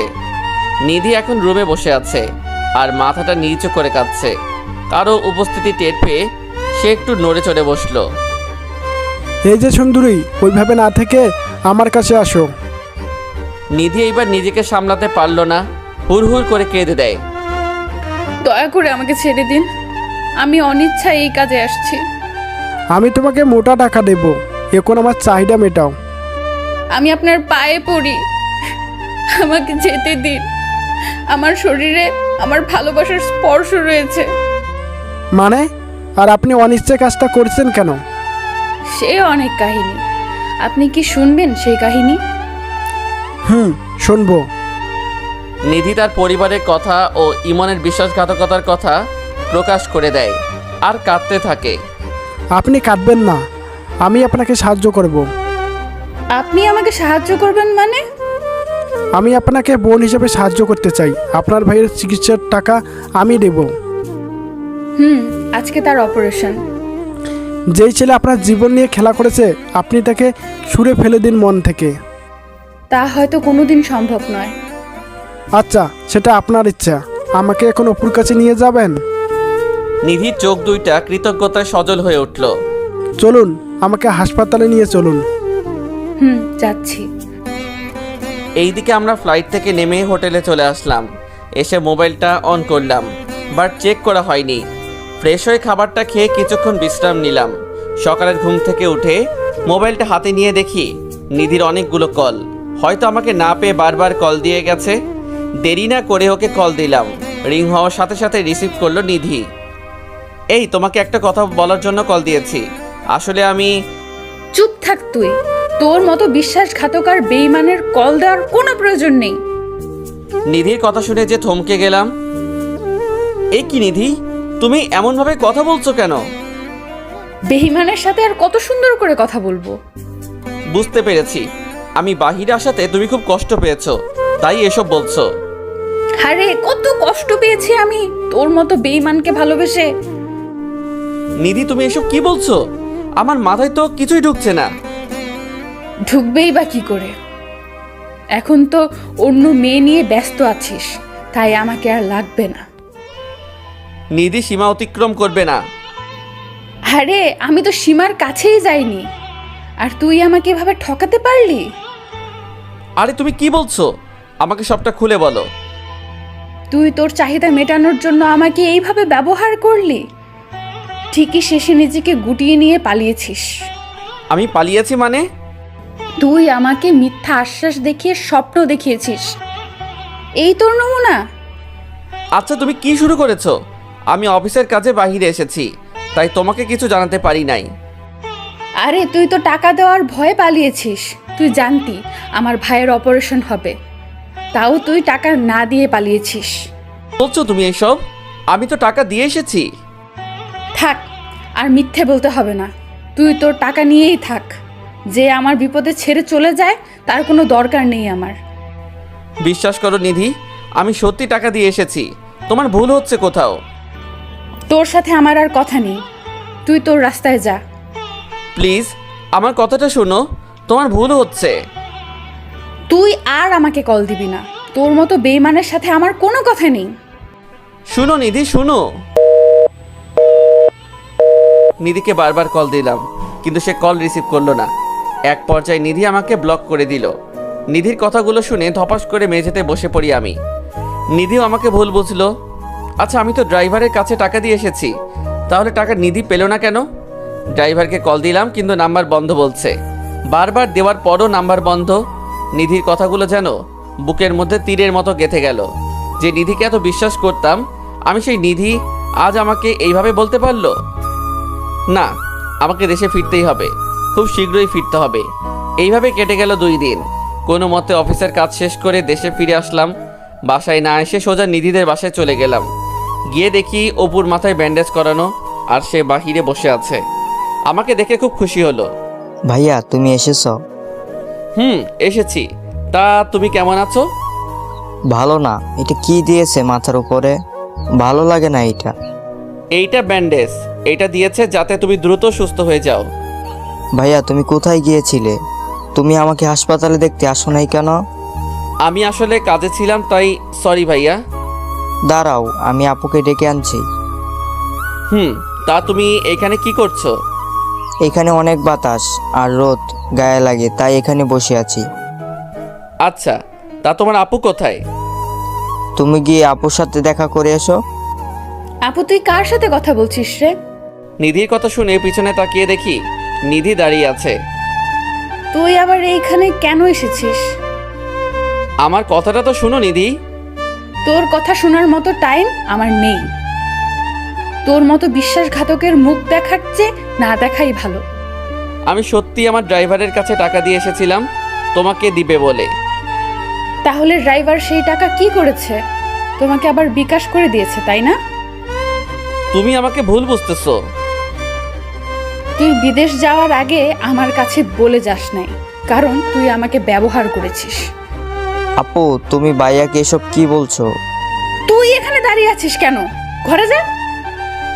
ওকে ধমকাচ্ছ কেন? ও ছোট মানুষ।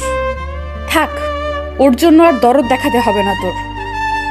আর তুই আমার চোখের সামনে কোনো দিন আসবি না।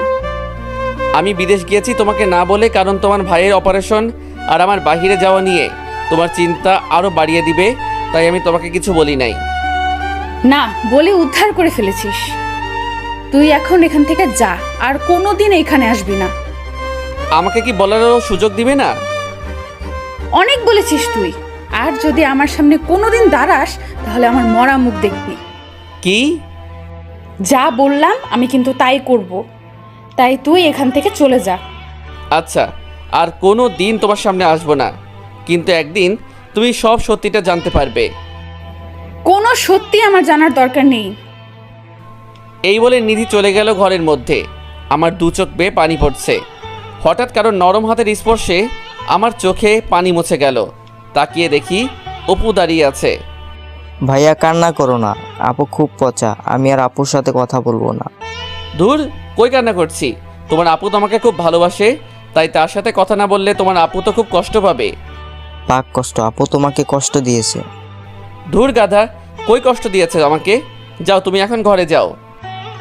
যাব। আমাকে কিন্তু দেখতে আসবা মাঝে মাঝে। আসবো। আমি চলে আসলাম বাসায়। আস্তে আস্তে অনেকটাই দেরি হয়ে গেছে। জীবনে কোনো দিন সিগারেট খাই নাই। আজকে কষ্ট ভোলার জন্য 2 প্যাকেট নিয়ে আসলাম। রাতের খাবারটা না খেয়ে কিছু সিগারেট খেলাম।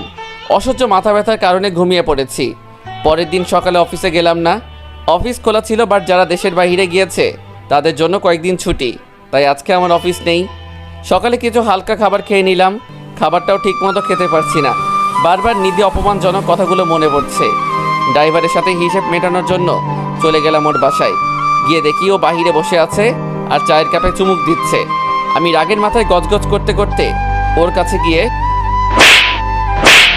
2টা থাপ্পড় বসিয়ে দিলাম ওর গালে। সাথে সাথে ওর হাত থেকে কাপটা ছিটকে পড়ে যায়, আর ও আমার কাছ থেকে 3 হাত দূরে গিয়ে পড়ে। ও আমার দিকে তাকাতে খুব অবাক হয়ে যায়। হয়তো ও আমাকে তার বাসায় আশা করে নাই। আমি গিয়ে ওর কলার চেপে ধরলাম। কি রে, এত বিশ্বাস করলাম তোর উপর, আর তুই কিনা আমাকে এইভাবে ঠকালি? স্যার আমার কথাটা তো শুনুন। তোর কোনো কথাই আজ শুনবো না। থাপ্পড় খেয়ে ওর ঠোঁট ফেটে রক্ত বের হচ্ছে। তোর যখন যা লাগে আমি তখনই তোকে তা দিয়েছি, তাহলে কেন আমার সাথে এমনটা করলি? তোকে আমি নিজের ভাই ভেবেছি। স্যার আমার কোনো দোষ নেই, আমার কথাটা আপনাকে শুনতে হবে। তোর মতো বেইমানের কথা শুনে আমার কি হবে? আমার যা হারাবার আমি তো তাই হারিয়েছি, শুধু তোর জন্য। না, আপনি কিছুই হারান নাই স্যার। আমি আপনার কথা মতো সেদিন টাকা দিতে গিয়েছিলাম, তারপর কি হয়েছে তারপর বল। আমি সেদিন টাকা নিয়ে একটা নির্জন রোড দিয়ে যাওয়ার সময় কিছু বকাটে ছেলের শিকার হই আমি। তারপর কি হয়েছে? তারপর ওরা আমাকে সার্চ করে টাকাগুলো নিয়ে যায়। বাহ, ভালোই গল্প বানিয়েছিস। বিশ্বাস করুন স্যার, এটা গল্প না। টাকা দেয় নাই বলে ওরা আমার পিঠে কোপ দিয়ে দেয়। বিশ্বাস না হলে আপনি দেখুন। এই বলে ড্রাইভার তার শার্ট খুলে দেখায় আমাকে। সত্যি তার পিঠে অনেকটাই জখম করা কাটা স্থান রয়েছে। তারপরে যদি বিশ্বাস না হয় তাহলে আমার মায়ের কসম খেয়ে বলছি স্যার, আপনার একটা টাকাও আমি নেই। তাহলে তোর মোবাইল বন্ধ কেন? এই ঘটনার পর আমি হাসপাতালে ছিলাম একদিন, আর আপনার ভয়ে মোবাইলটাও বন্ধ করে রেখেছি। জানিস টাকা না পেয়ে নিধি আমাকে কতটা অপমান করেছে? তার জন্য আমি সরি স্যার। আমাকে মাফ করে দিস, ভুল ভেবে তোর গায়ে হাত তুলেছি। এই বলে আমি চলে আসতে লাগলাম গাড়িতে করে। রাস্তার দিকে নজর পড়তেই দেখি নিধি একজন লোকের গাড়িতে উঠেছে। লোকটার গাড়িটাকে ফলো করতে করতে আসলাম, দেখি একটা বিল্ডিংয়ের সামনে থামছে। আমি মোবাইলটা বের করে ভিডিও করে নিলাম। দুজনে হাসাহাসি করতে করতে ভিতরে প্রবেশ করলো। আমিও তাদের পিছন পিছন ঢুকলাম। দেখি এইটা একটা অফিস। নিধিকে লোকটা ক্যাবিনে ঢুকিয়ে দরজা আটকে দিল। নিধির এই আচরণ দেখে খুব কষ্ট পেলাম। এখন সে আমাকে ছেড়ে অন্যজনকে নিয়ে ব্যস্ত। চুপচাপ সব দেখেও না দেখার ভান করে বাসায় চলে আসলাম। আসার সময় সিগারেট নিয়ে এসেছি। এই একদিনের সিগারেট যেন আমার খুব আপন বন্ধু হয়ে উঠেছে। দুপুরে খাবারটাও ঠিকমতো খাওয়া হলো না। একটা সিগারেট খাচ্ছি আর মোবাইলে করা ভিডিও দেখছি। বাহ নিধি বাহ, আমাকে একটু সুযোগ দিলে না? এখন তুমি তোমার নতুন জীবনসঙ্গী নিয়ে ব্যস্ত। যদি আমার টাকা তোমার ভাইয়ের চিকিৎসার কাজে না লাগে তাহলে তুমি এত টাকা কোথা থেকে ম্যানেজ করলে? নিশ্চয়ই নিজের শরীরটাকে বিক্রয় করে দিয়েছো ওই সঙ্গীর কাছে। তোমাকে আমি অপেক্ষা করতে বলেছিলাম, কিন্তু তুমি আমার জন্য 2 দিন অপেক্ষা করতে পারলা না। তুমি ঠিকই আমার কথা অমান্য করে অপরের সাথে রাত কাটিয়েছো। তাহলে আমি ইমন তোমাকে আর গ্রহণ করব না। এইটাই আমার সিদ্ধান্ত যে এই মেয়ে আমার জন্য অপেক্ষা না করে নিজের শরীরটাকে বিক্রয় করে দেয়, তাকে গ্রহণ করা সম্ভব নয়। আজ থেকে নিধির জন্য আমার মনে ভালোবাসার পরিবর্তে থাকবে শুধু ঘৃণা। আজ থেকে নিধিকে আমি ভুলে যাব। সুখে থাকুক সে তার নতুন জীবনসাথীর সাথে। এইসব ভাবছি আর চোখ বেয়ে পানি পড়ছে। চোখটা মুছে আবারও সিগারেট টানতে লাগলাম। যতটা টান দিচ্ছি মনে হচ্ছে নিধির জন্য ভালোবাসা তত মুছে যাচ্ছে। সে এখন অন্যের স্পর্শে পাগল, আমার জন্য তার কিছুই নাই। সিগারেটটা খেতে খেতে মাথাটা ঘোরাতে শুরু করলো। সিগারেটটা হাত থেকে পড়ে গেলে আমি হারিয়ে গেলাম গভীর ঘুমে। এই দিকে না, আমাকে নিধি ভাবির ভুল ধারণা ভাঙাতে হবে। আমি চাই না আমার জন্য ইমন স্যার আর ওনার জীবনের ক্ষতি হোক। আমি ওনার সাথে দেখা করব। এই বলে ড্রাইভার নিধির বাসার উদ্দেশ্যে রওনা দিল। নিধির বাসায় এসে কলিং বেল চাপ দিতে নিধির মা দরজা খুলে দেয়। কে তুমি বাবা? আমাকে আপনি চিনবেন না। নিধি কি বাসায় আছে? আচ্ছা তুমি বসো, আমি নিধিকে ডেকে আনছি। ড্রাইভার ভিতরে গিয়ে বসলো। কিছুক্ষণ পর নিধি ড্রাইভারের সামনে আসলো। কে আপনি? আর আমাকে কেন দরকার? আমি হচ্ছি ইমন স্যারের পার্সোনাল ড্রাইভার। ও তা কিসের জন্য এখানে এসেছেন? ওকালতি করার জন্য? না, স্যারের জন্য ওকালতি করার ক্ষমতা আমার নেই। তাহলে যা বলার জন্য এসেছেন সেটা বলে বিদায় হন। আমি আপনার এইখানে এসেছি আপনার চোখের কালো গ্লাসটা খুলে দিতে। আমি কোনো কালো গ্লাস পরি নাই। কালো গ্লাসটা আমার চোখের থেকে সরে যাওয়ার কারণে আমি সাদা কালো বুঝতে পারি। না, পারেন নাই আপনি বুঝতে। যদি বুঝতে পারতেন তাহলে স্যারকে এইভাবে অপমান করতেন না। তাই এসব বলার আপনি কে? স্যার অফিসের কাজে বিদেশে যাওয়ার আগে আপনার জন্য টাকা দিয়ে গিয়েছিল আমার কাছে। কথাটা শোনার পর নিধি থমকে দাঁড়ায়। অবাক চাহনিতে ড্রাইভারের দিকে তাকায়। ইমন টাকা দিয়েছিল? আমার কাছে টাকা দিয়েছিল এবং সেই টাকা নিয়ে আমি আপনার কাছে আসার সময়। চুপ করে থাকবেন না, বলুন কি হয়েছে? টাকা নিয়ে আসার সময় কিছু ছিনতাইকারী টাকাগুলো আমার কাছ থেকে নিয়ে যায় এবং আমার পিঠে কোপ বসিয়ে দেয় একটা। টাকা দিতে পারবো না বলে আমি আর আপনার কাছে আসি নাই, আর মোবাইলটাও অফ করে রাখি। কি বলছেন আপনি এসব? এতক্ষণ যা বললাম সব সত্যি, আর আপনি না বুঝে একজন মানুষকে এত কষ্ট দিলেন। নিধি ড্রাইভারের কথা শুনে চেয়ারের উপর ধপাস করে বসে পড়ে। সত্যিটা আমি বলে দিয়েছি, এবার আপনি কি করবেন সেটা আপনার ব্যাপার। এই বলে ড্রাইভার চলে আসে নিধির বাড়ি থেকে। নিধি দরজা টেনে নিশ্চুপ হয়ে কান্না করতে থাকে আর অনুতপ্ত স্বীকার করছে, ছি ছি, আমি এত নিচে নেমে গেছি, যার জন্য আমি আমার ভালোবাসার মানুষটাকে এইভাবে অপমান করলাম। আমি ইমনের সাথে যা করেছি সত্যি তা মাফ পাওয়ার অযোগ্য আমি। ইমন কি আমাকে মাফ করবে? আমি ওর হাতে পায়ে ধরবো। এই বলে নিধি কাঁদছে। না না, আমাকে আর দেরি করলে চলবে না, ইমনের কাছে গিয়ে সবটা বলে মাফ চাইতে হবে। এমন মনোভাব নিয়ে নিধি বাড়ি থেকে বেরিয়ে যায় আমার বাসায় আসার জন্য। এইদিকে রাত হয়ে গেছে। আমি খাবার না খেয়ে সিগারেট খেতে শুরু করলাম। একটা না খেয়েই চলেছি, বিরতি নেওয়ার চেষ্টা করছি না। নিধি আমাকে যত অপমান করেছে তাতে আমার কষ্ট নেই, আমার কষ্ট হচ্ছে অন্য কারোর সাথে নিধি চলাফেরা করছে। এইসব যত ভাবছি মাথার রাগটা ততই বেড়ে যাচ্ছে। রাগটা কমানোর জন্য একের পর এক সিগারেট খেয়েই চলেছি। হঠাৎ অনুভব করলাম আমার মুখে সিগারেট নেই। তাকিয়ে দেখি পাশে নিধি দাঁড়িয়ে আছে আর আমার সিগারেট ওর হাতে। ওর দিকে তাকাতেই দেখি ওর চোখ কিছুটা লাল হয়ে আছে, হয়তো কান্না করেছে। ওকে দেখে রাগটা আরো বেড়ে গেল। তুমি এইখানে কি করছো?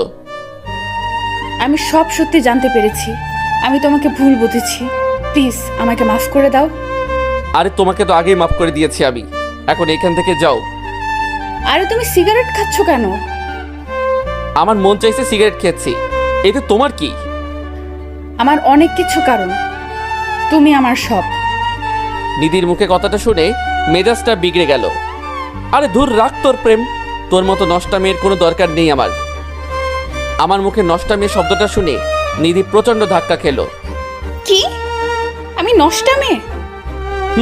তুই নষ্টা মেয়ে। আমার আগেই বোঝা উচিত ছিল যে পতিতাদের মনে কোনোদিন ভালোবাসা জন্মায় না, কারণ সে টাকার পিছনে দৌড়ায়। তুমি আমাকে এভাবে বলতে পারলে? পেরেছি, কারণ আমার টাকা দিয়ে অপুর অপারেশন না হলে তুই এত টাকা কোথা থেকে জোগাড় করেছিস? সেই কাহিনী লম্বা। থাক, দরকার নেই শোনার। আজকে সকালে যাকে নিয়ে গাড়িতে উঠেছিলি সে কি তোকে বিছানায় সুখ দিতে পারছে না, তাই আমার কাছে এসেছিস আবার? চুপ করো তুমি, অনেক বলেছো তুমি। আমার কাছে প্রমাণ আছে। এই বলে ওদের ভিডিওটা দেখিয়ে দিলাম। নিধিকে খুব স্বাভাবিক মনে হচ্ছে। সে আমার ভাই হয়, সে আমাকে বোন ডেকেছে। বাহ, আমি বিদেশ যেতে না যেতে ভাই বানিয়ে ফেলেছিস? তা আজকেও তো ওর সাথে ঘুরেছিলি, কি মনে করিস আমি জানি না? তুমি সব ভুল জানো। হ্যাঁ হ্যাঁ, আমি ভুল জানি, আর তুই সব ঠিক জানিস, তাই না? আমার কথাটা তো একবার শুনবা। তোর কোনো কথাই আমি আজকে শুনবো না। নিধি পতিতা নামের কোনো মেয়ের সাথে আজ থেকে আমার সম্পর্ক নেই। নিধি এবার জোর করে কেঁদে দেয়। আমাকে একটু বোঝার চেষ্টা করো, ওর সাথে আমার কোনো সম্পর্ক হয়নি। ও তাহলে ছেলেটা তোমাকে এতগুলো টাকা দিয়ে দিল এমনি এমনি? তুমি আমার সম্পূর্ণ কথা তো শুনবা আগে। তোর কোনো কথা শোনার ইচ্ছে নেই আমার, তুই এইখান থেকে যা। প্লিজ ইমন, তুমি আমাকে ভুল বুঝতেছো, প্লিজ বোঝার চেষ্টা করো। তুই কোন সাহসে তোর নষ্ট শরীর দিয়ে আমার হাত ধরলি? নিধি আমার হাতের থাপ্পড় খেয়ে মাটিতে পড়ে যায়। বাহ, আচ্ছা, আমাকে তুমি ভুল বুঝলে। এমন একদিন সময় আসবে যেই দিন আমাকে তুমি অনেক খুঁজবে, কিন্তু পাবে না। আজ আমি চলে যাচ্ছি, আর কোনো দিন আসবো না। নিধি কাঁদতে কাঁদতে বাসা থেকে বেরিয়ে যায়। আমি আবার সোফায় বসে মনের শোকে সিগারেট খাচ্ছি। আজ মনটাকে খুব হালকা লাগছে পতিতাটাকে দূর করতে পেরে। যে মেয়ে আমার জন্য অপেক্ষা না করে অপরের কাছে নিজেকে সঁপে দেয় তার কোনো দরকার নেই আমার জীবনে। রাতে শান্তির মতো ঘুমিয়ে গেলাম। সকালে উঠে মনটা ভালো করার জন্য অফিসে চলে গেলাম। অফিসে কাজ করছি, সবাই সবার মতো দুপুরের খাবার খাচ্ছে। হঠাৎ আমার নিধির কথা খুব মনে পড়ছে, কারণ ও আমাকে জিজ্ঞেস করলো খেয়েছে কিনা। মাথা থেকে নিধির ঝামেলা সরিয়ে আবারও কাজে মন দিলাম। অফিস থেকে বাসায় এসে কিছু খাবার খেয়ে নিলাম। রাতে মা কল করলো। হ্যাঁ মা, বলো। কি রে বাবা, মাত্র অফিস থেকে ফিরেছিস? কিছুক্ষণ আগে আসলাম। ঠিক মতো খাবার খেয়েছিস? খেয়েছি কিছুক্ষণ আগে। তা তুমি কেমন আছো? এই তো ভালো। গ্রামে আসবি কবে? না মা, এখন আসা যাবে না। কয়দিন আগে ছুটি শেষ করেছি, তাই এখন আর আসবো না। তা ছুটির মধ্যে আসতে পারলি না? কিভাবে আসবো, যে চাপ যাচ্ছে এই কয়দিন আমার উপর। যাই হোক, ঠিক মতো নিজের যত্ন নিস। বাবা কোথায়? তোর বাবা রুমে আছে, আর আমি রান্নাঘরে। আচ্ছা। কিরে, নিধির মোবাইল বন্ধ কেন? মায়ের মুখ থেকে নিধি নামটা শুনে খুব খারাপ লাগলো। কই, সেটা তো জানি না। তোর সাথে কি ওর যোগাযোগ হয়? হয়তো। ও, তাহলে তো ভালোই। আর এখন রেস্ট নে, কাল আবার অফিসে যেতে হবে। Okay bye. আল্লাহ হাফেজ। কলটা কেটে দিয়ে আমি ঘুমানোর প্রস্তুতি নিলাম। নিধির কথা মাথা থেকে ফেলে দিয়েছি। কয়েক ঘন্টা ওর চিন্তা মাথাতেই আসে নাই। এইভাবে কেটে গেল কয়েকটা দিন। মুখে মুখে আমি ঠিকই নিধিকে ভুলতে পেরেছি, কিন্তু মন আমার ঠিকই তাকে খুঁজে বেড়ায়। সারাদিন অফিস করে বাসায় ফেরার সময় কেউ একজনকে চোখ আটকে গেল। গাড়িটাকে সাইড করে দাঁড়িয়ে করিয়ে লোকটাকে ভালো করে তাকিয়ে দেখি এটা সেই লোক যাকে আমি নিধির পাশে দেখেছিলাম। সে একটা মেয়ের সাথে মার্কেটে ঢুকছে। আমিও তাদের পিছন পিছন গেলাম। লোকটার সাথে মেয়েটা একটা ড্রেস দিয়ে ট্রায়াল রুমে গেল। আমি সেই সুযোগে লোকটার সামনে গেলাম। বাহ, চমৎকার। আর কত ভাই? কে ভাই আপনি? চিনলাম না তো আপনাকে। আপনি আমাকে চিনবেন না, কিন্তু আমি আপনাকে খুব ভালো করে চিনি। তা নিজের পরিচয়টা দিলে ভালো হতো। নিধি নামে কোনো মেয়েকে চিনেন? হ্যাঁ, চিনি তো তাকে। তা সে কোথায়? আসলে চেনার কথা। সেই প্রশ্ন আমাকে কেন করেন? প্রশ্নের উত্তর তো আপনার জানার কথা। তা আপনি কে যে ওইসব শুনতে চাচ্ছেন? আপনার পরিচয় জেনে লাভ নেই। তার কয়জন মেয়ের জীবন নষ্ট করবেন? মেয়ের জীবন নষ্ট করলাম মানে? কয়দিন আগে দেখলাম নিধির সাথে ভালোই ফুর্তিতে ছিলেন, আবার এখন একজনকে নিয়ে আছেন। মুখ সামলে কথা বলুন, আমি ওর ভাই হই। লোকটার মুখে ভাই কথাটা শুনে খুব অবাক হলাম। ভাই মানে? ওর সাথে আপনার পরিচয় কোথায় হয়? আপনাকে কেন বলতে যাব আমি? প্লিজ ভাই বলুন, আমি আপনাকে আমার পরিচয় পরে দিব। নিধির সাথে আমার প্রথম পরিচয় হয় পতিতালয়ে। পতিতালয়? একটা ছেলে ওকে মিথ্যে আশ্বাস দিয়ে পালিয়ে গিয়েছে। বেচারির ভাইয়ের অপারেশনের জন্য খুব টাকার প্রয়োজন, তাই ও কোনো আস্থা খুঁজে না পেয়ে পতিতালয়ে ছুটে আছে। তারপর কি হয়েছে? তারপর আমি যখন ওর কাছে যাই তখন ও আমাকে তার সব ঘটনা খুলে বলে। আর ওই বিশ্বাসঘাতক ছেলেটার কথা রাখার জন্য নিজের দেহটাকে অন্যের কাছে বিলিয়ে দেয়নি সে। তাহলে আপনি কেন ওকে টাকা দিয়েছেন? মেয়েটি আমাকে ভাইয়ের দোহাই দিয়েছিল। ওকে দেখে নিজের বোনের মতো মনে হয়েছিল, তাই ওকে বোন ভেবে ওর ভাইয়ের অপারেশনের টাকা আমি দিয়ে দেই। কি? তাহলে আপনার সাথে নিধির কোনো অনৈতিক সম্পর্ক নেই? না, আমাদের মাঝে ওইসব হয়নি। ওই দিন দেখলাম আপনি ওকে গাড়িতে নিয়ে কোথায় জানি যাচ্ছিলেন। তা কোথায় গিয়েছেন? ওই দিন ওকে নিয়ে আমি আমার অফিসে গিয়েছি কাজ দেওয়ার জন্য, কারণ নিজের পরিবার চালানোর জন্য কিছু কাজ করতে হয়, তাই নিজের বোনকে নিজের অফিসে কাজ দিয়েছিলাম। আমি লোকটার কথা শুনে যেন পাগল হয়ে যাচ্ছি। আমার মাথাটা ভন ভন করে ঘুরছে। তা আপনি কে যে এত কিছু জিজ্ঞেস করলেন? আমি সেই ছেলে যে নিধির সাথে বেইমানি করেছিল। তাহলে আপনি সেই ছেলে? আমি নিধিকে ভুল বুঝে অনেক অপমান করেছি। আপনার কপাল অনেক ভালো যে এমন একটা মেয়েকে ভালোবাসতে পেরেছেন। সময় থাকতে কাছের মানুষটাকে আপন করে নিন। বাই। আমি কথা না বাড়িয়ে সোজা গাড়িটা নিয়ে নিধির বাসার দিকে রওনা দিলাম। যাওয়ার পথে নিজের উপর খুব রাগ হচ্ছিল। সঠিকটা না জেনে আমি ওকে কত অপমান করলাম, এমনকি ওর গায়ে হাত তুললাম। নিজের কাজের জন্য নিজে খুব লজ্জা পাচ্ছি। নিধির বাসায় এসে কলিং বেল চাপ দিলাম। দরজা খুললো এক অপরিচিত মহিলা। কাকে চাই এখানে? এটা তো নিধিদের বাসা, তাই না? না, এখানে নিধি নামের কেউ থাকে না, আমরাই নতুন ভাড়াটিয়া এখানের।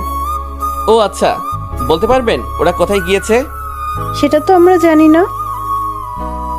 মহিলাটা দরজাটা আটকে দিল। নিধিদের বাসার আশেপাশে সবাইকে জিজ্ঞেস করলাম, কেউ জানে না কোথায় গিয়েছে। হাজারো মনের ব্যথা নিয়ে আর সাথে আপন বন্ধু সিগারেট নিয়ে বাসায় আসলাম। বাসায় এসে বসে বসে সিগারেট টানছি আর নিধির কথা ভাবছি। আমি মেয়েটাকে কত কষ্ট দিলাম, না বুঝে অনেক কষ্ট দিয়েছি। পতিতা বলে গালি দিয়েছি, এমনকি ওর গায়ে হাত তুলেছি। জানি না ওকে পাবো কিনা। নিধির ভাবনার ছেদ ঘটলো মায়ের কলে। হ্যাঁ মা, বলো। কি রে, কি করস? এই তো বসে আছি। কি রে, তোর গলাটা এমন লাগতেছে কেন? কই, আমি তো ঠিক আছি। আচ্ছা, তোকে যে কারণে কল দিয়েছি সেটা হলো তুই কাল চাকরি ছেড়ে গ্রামে আসবি। গ্রামে আসবো কেন? তোর বাবার ব্যবসাটা তুই দেখবি। তোর বাবা শারীরিক দুর্বলতা অনুভব করছে। কেন? বাবার কি হয়েছে?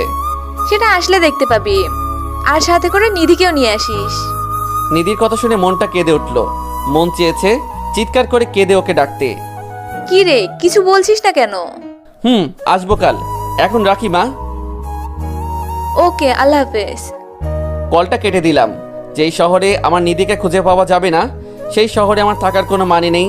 রাতটা কোনো মতে পার করে সকালে অফিসে গিয়ে রিজাইন লেটারটা দিয়ে চাকরিটা বাদ করে এসেছি। সব কিছু গুছিয়ে চিরচেনা শহর থেকে বিদায় নিয়ে চলে আসলাম। মা বাবার সাথে কোনো মতে কথা বলে ছাদে চলে আসলাম। এসে সিগারেট টানতে লাগলাম। কয়েকটা টানার পর কেউ একজন আমার মুখ থেকে সিগারেটটা নিয়ে নিল। তাকে দেখি মা দাঁড়িয়ে আছে, আমি চুপচাপ বসে আছি। কি রে, তুই সিগারেট খাচ্ছিস কেন? তোর কথাবার্তা শুনে আর তোর চেহারা অবস্থা দেখে আমার কিছুটা সন্দেহ হচ্ছে। কই, আমার কিছু হয়নি তো। আমার চোখের দিকে তাকিয়ে বলতো। আমি মায়ের চোখে তাকালাম না। তোকে বলেছে নিধিকে নিয়ে আসতে, আনলি না কেন?